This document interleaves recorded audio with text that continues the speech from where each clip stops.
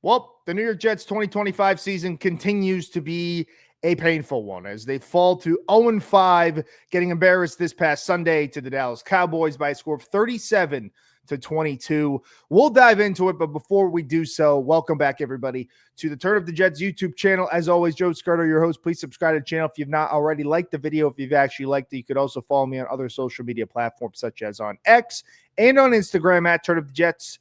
All one word. Appreciate all the support. So, New York Jets are 0-5, and I can smell the mock draft season coming in October.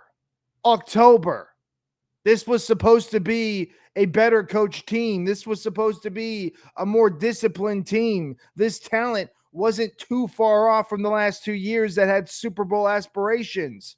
And now Aaron Glenn becomes the first ever New York Jets head coach to begin his tenure with the team at 0-5. That includes Rich Kotite, who's one and done. That includes Adam Gase, who was the worst coach that I've seen in my years of living as a Jets fan. And we continue, somehow, this fan base continues to just not even stomach at this point, but just deal with the dysfunctional team and franchise that the Jets are. It starts with the owner and everything else about it.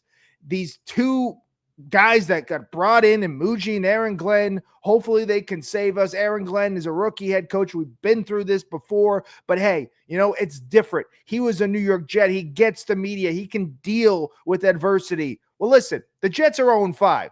The Jets are also the only team in NFL history to start the season through 5 weeks and not commit a turnover on defense. This defensive head coach is averaging, his defense is averaging 27 points against them per a game. That's the second most through 5 games for a rookie head coach. There's no good stat coming out of this new regime. And, I don't even call it a flip-flop. Listen, I wanted Aaron Glenn.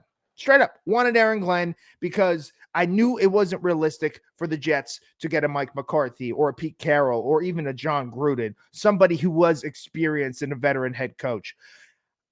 I wanted Aaron Glenn. But the thing was, I wanted an experienced GM as well. Like, you couldn't do both again, and they did it.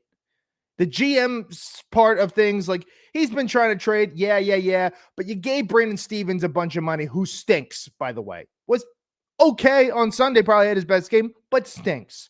Jamie Sherwood, is he on the team? Like, you gave this guy all this money, clearly not fitting into the new system. You don't even see him.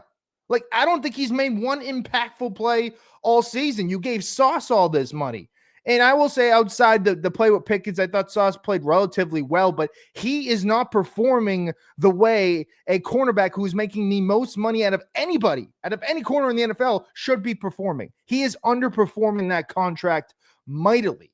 You did not address the wide receiver 2 position. You have Josh Reynolds and you have Alan Lazard, who barely even plays, running around, and Arian Smith clearly not ready to be a number 2, number 3 receiver. They go from Garrett Wilson to number 4, number 5s. I mean, it's atrocious. The safety room. Oh, yeah, by the way, I heard all this Andre Sisco nonsense of how good he was. Guess what? He stinks too. And then at the end of the day, the Steve Wilkes hire, you like it initially. He should be on the hot seat. He should be fired, or he should at least be demoted to his play calling. At some point, Aaron Glenn has to step in and have more to do with the defense. The offense stinks too, but the defense is so painful. So painful. And the funny thing is, I did say the offense stinks too, because the Dallas defense came in worse statistically than the Jets defense did. And they had 6 points going into the fourth quarter. They had 5 sacks in this game. The previous 4 games, they had 5 sacks. So they tied their season total in one game. They doubled it in one damn game. This team is a mess. This is as bad as it gets. I don't think it's almost worse than 2020, though, because we knew what that team was. They by far had the worst roster in the NFL. They by far was done with Gase and just said, hey, let's just get a top pick. We'll start the regime over and we'll try to draft a rookie quarterback. Maybe Trevor Lawrence. It ended up being Zach Wilson. I don't have to explain how that went. But like, this team does have talented players on their team. Like, they have 3 all-pro defenders. They have I think right now, a top 5 receiver in Garrett Wilson. Breece Hall is still a lot of promise. Got to fix the ball security. But so does everybody else on this damn team. Like, there is talent on this team. I'm not saying they're talented enough to win 10 games, no. But they shouldn't be 0-5. They're the worst team in the league. The Titans and the Saints won last week.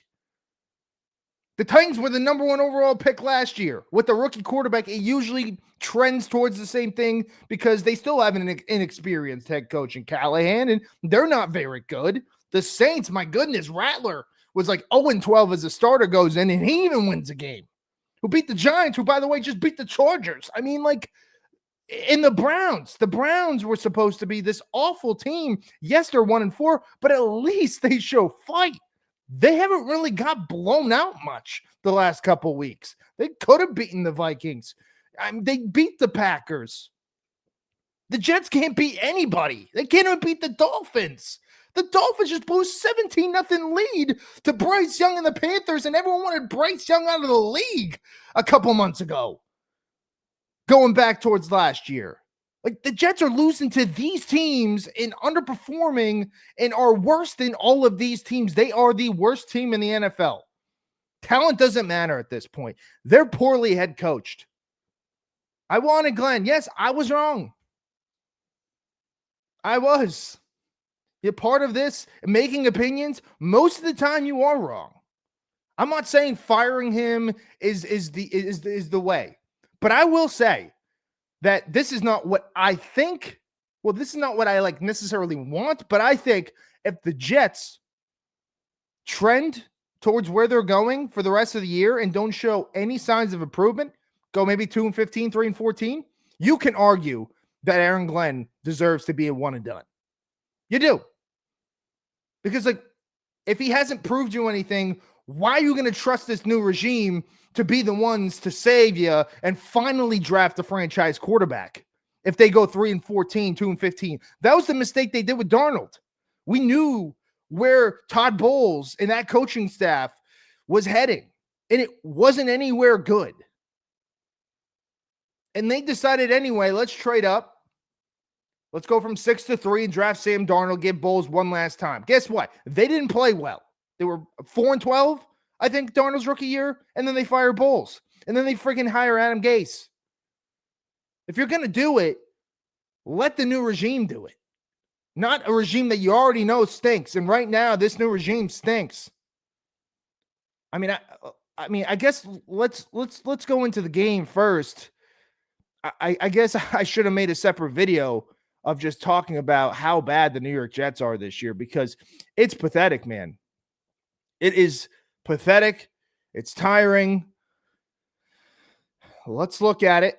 So yeah, the Dallas Cowboys. I mean, this game wasn't close. It was 36 to going into the fourth quarter. And these stats are just garbage stats. Like they really are. I mean, Fields 32 of 46. There's no way Justin Fields should ever be thrown 46 times a game. And the embarrassing thing was Breece Hall, other than leading up to the fumble, it seemed like he was getting 8-9 yards a carry. Like he was running all over them. They still had 144 rushing yards. But it didn't matter because then they're suddenly down. Like Justin Fields is never going to succeed with the Jets. And I'll go back to him after this. But let's look to, first downs, 25-22 in favor of the Jets, whatever. The Cowboys put up over 400 yards on offense. It seems like the Jets just give this amount up every week, every single week. And honestly, like another thing, turnovers. Here we go. 1-0. The Jets don't commit a turnover. Penalties. Still got 10 penalties. The Cowboys even got more, but you still got 10 penalties. I mean, to be honest, like this, this doesn't even matter. There's no point in me showing this. Like we know what the box score was. We can Google it. I mean, it doesn't even matter. It really doesn't. Like that wasn't the game that I watched. It wasn't. It was the Jets getting absolutely obliterated for 3 quarters, and then the Jets scoring some garbage touchdowns and getting some 2-point conversions at the end. That was literally the game. They could have won 50-3 if they didn't hold up. I mean, seriously, like they were that outmatched, and I didn't really think that this was going to happen. I thought the Cowboys were going to win. I would say about like 7-10 points. I didn't think they were going to be down 30-6. I mean, it was 10-3 with 2 minutes, 2 minutes left at half, and it ended at 24-3. 2 huge plays. It looks like the defense has just given up. Like the defense has given up on whether it's the head coach or Steve Wilks. Like that has to change. It has to. Something in that room has to change. I came in like a buffoon thinking this defense is going to be so good. 8 out of their 11 starters returning. They statistically were a good defense last year. They given up the 3rd least amount of points on average a game. They maybe underperformed compared to what they were in 2023, in which they were top defense. Like I thought they could have got back to that top 5, top 7 range. I mean, they're almost bottom 3. They are. And the defense that was even worse than you was able to sack Justin Fields, 5 times? A mobile quarterback. I mean, he held on to the ball way too long at some points. The offensive line has looked horrendous. I've heard all year, all offseason, we were talking about how good this offensive line is going to be. I fell into that trap. I did, and I think every Jets fan did. You had 2 former first-round picks, 3 actually, but one of them didn't even make it to week 1. You had John Simpson, who graded out really, really good last year in terms of guards. And you have Joe Tippmann, who showed really good signs through his first couple years at center. This defense puts so much pressure. I mean, they at least were able to run block well because Breece Hall ran all over him. But after that fumble, I mean, it deflates the game. They're down 24-3. There's no point in even running with them anymore. Like, now you have to pass. And I get it. Justin Fields, you go look at his stats, and I've seen it. He's not the problem. Guess what? He's not the problem, but he's still part of the problem. Like, if you go down and, like I just said, you can't trust him to come back down double digits. The guy's 0-26 in games that his defense has given up 21 points. Do you know how bad that stat is? That basically says that he needs to win 17-14. If he goes down 2 scores, the Jets are toast because he is not a guy who can pass the football 40-plus times and win. He's just not. If they were coached well and played good defense, if he was in a good situation, yeah, he could be a good quarterback. But isn't that almost everybody? Like, the Jets are going to draft a quarterback next year. Like, there should be no controversy in that. Like, it's stupidity if you actually think the Jets aren't going to draft a quarterback next year. Like, yes, he's not the reason, but if you're down a couple scores and you can't trust your quarterback to change the game plan and be on a pass first basis, then you're in trouble. You're shit out of luck. The stats are good, but guess what? Most of those stats came from the fourth quarters in the Dolphins and the Cowboys game. Dolphins game looked way closer, but it wasn't. They were losing that game. This game was 30-6. Cool, he threw for 2 touchdowns in moments that didn't even matter. Where was he in the first 3 quarters? Like, I would love to see his stats in the fourth quarters and then compare to the first 3. Outside of week 1, because he was great all game. But, like, specifically the last 2 games after the concussion. I mean, and they were basically the same. First drive, you go right down, they stall. They fumbled with Braylon Allen against the Dolphins, and they weren't even able to get 1 or 2 yards to score against the Cowboys here. Like, he's not the main reason, but let's not say that he's not the problem, and then they should roll with him because he has decent stats. And anyone who says you have not watched a game if you think he's the problem, it's the opposite.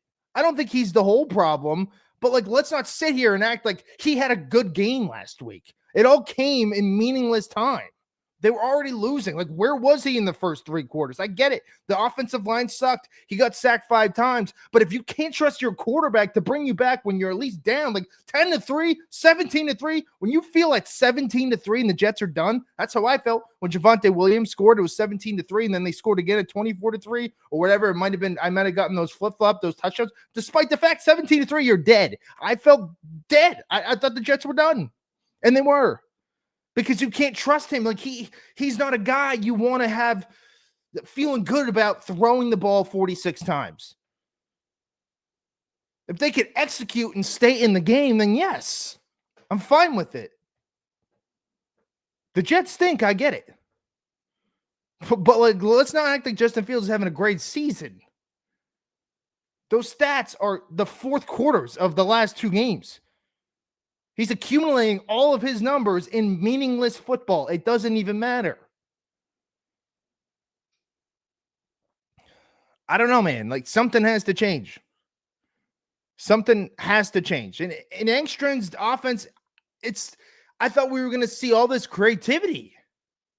We don't. We don't see any creativity. It's run up the middle, run up the middle, run up the middle. Granted, they've had some success, but in the past game, it's just he can't even scheme anybody open. And I totally understand that Josh Reynolds running around, like, that's the guy you have. And no disrespect to Josh Reynolds, but he's done a number 2. But again, that falls on the coaching staff. That falls on Darren Muji. Like, this shouldn't even been reality to start the year. You should have signed a free agent. You should have made a trade. The Eagles trade for receivers every year, and they can't even get the ball. They're number 1 and 2s, but it seems like they always get somebody. They got Mechie this year. They got Dotson last year. They always make moves for receivers. They just didn't make a single move. They signed Josh Reynolds and Tyler Johnson, who doesn't even play. Aaron Lazard is, you flip a coin, maybe he'll play. Aaron Smith's a rookie.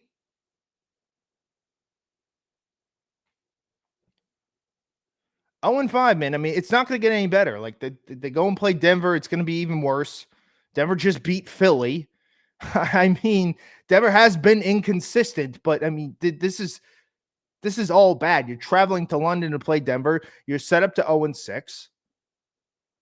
And then in the stretch of games that you thought you had a shot of winning, you get blown out. Like, Dallas, people marked that as being a winnable game, and so did I. Man, was I wrong. The Jets said, hold my beer. Like, this game wasn't even close. It wasn't even competitive. It's one of those games that you shut off and then maybe you tune back in and watch your phone and just have that, just being a Jets fan, right? That mindset of thinking, oh, maybe they could come back. No, we're all delusional. We're root for the worst team in sports right now. And the worst football team in a long time. The last 15 years, the Jets have definitely been the worst team in football.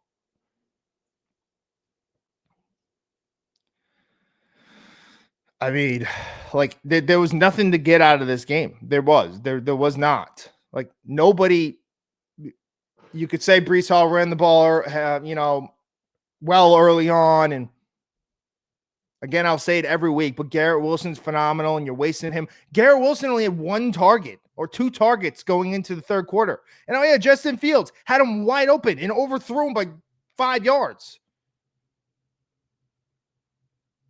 Like, that definitely, yes, that's not good. You can't even get him the ball. It's 6 catches for 71 yards and a touchdown. He already has 4 touchdowns. He scores almost every week. But it's a shame. Like, this guy could be putting up better numbers than almost everybody if this team was competent, if this offensive coordinator was competent. And for Aaron Glenn, he's got to realize, this is it. For me, it's like his press conferences are now getting tough to watch because he's not getting it. Like, he keeps talking like, oh, guys in the building, we're talking, it's going to take a bit. You might not have a bit. You might not even have more than a year. Does he understand? Like, just because he's a former player, and I love Aaron Glenn, and I was in on it. I bought the dude's jersey. Great chat, 3-time Pro Bowler, but If you're 2-4, 2-15, 3-14, you're not even going to be the coach next year. Like, you can't justify it. I get it. If you go like 0-8, 0-9, this is exactly what happened to Adam Gase, though. He started 1-7, and then he just really benefited a really bad second half schedule and started winning games and went, I think 6-2 after that to go 7-9. The Jets are going to have to do something like that. Like, they're going to have to win a string of games here at some point.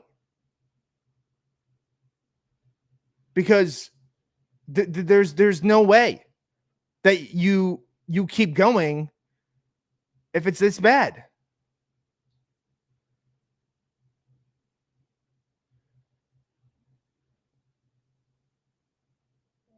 Here's the schedule. So, Denver, okay, that's a loss. But, I mean, Carolina, that's your chance. But they beat Miami. You couldn't beat them. Cincinnati looks horrendous. I mean, Browning has 8 interceptions. Cleveland's been battling. They've been playing teams well. The New England game looking like it might not even be close because they smoked the Panthers, who we say maybe we can beat them. And they just beat Buffalo in Buffalo. Baltimore, who knows? Atlanta, Miami. Jacksonville, who just beat Kansas City, New Orleans, New England again, and Buffalo.